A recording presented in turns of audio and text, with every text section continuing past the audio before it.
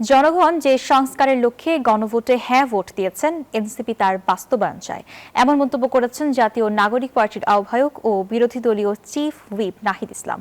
রাজধানীর রবীন্দ্র সরোবরে চাঁদ রাতের সন্ধ্যায় পবিত্র ঈদ উল ফিতর উপলক্ষে ঢাকার প্রাচীন নাগরিক ঐতিহ্য ও সংস্কৃতি ফিরিয়ে আনার লক্ষ্যে মেহেদি উৎসব ও সাংস্কৃতিক অনুষ্ঠানে অংশ নিয়ে এই মন্তব্য করেন। সাংস্কৃতিক অনুষ্ঠান কাওয়ালির বিরতিতে ঈদের শুভেচ্ছা জানান এনসিপির এই নেতা। 3 দিন ব্যাপী এই ঈদ উৎসবের আয়োজন করেছে জাতীয় নাগরিক পার্টি ঈদ উৎসব বাস্তবায়ন কমিটি। আয়োজনে অংশ নেন এনসিপি নেতা আসিফ মাহমুদ সহ অন্যান্য নেতাকর্মীরা।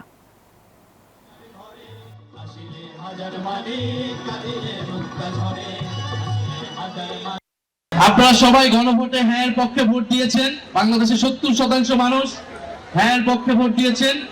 ইনশাআল্লাহ যেই হ্যাঁ পক্ষে আপনারা ভোট দিয়েছেন, আমরা সেই হ্যাঁ বাস্তবায়ন চাই কিনা?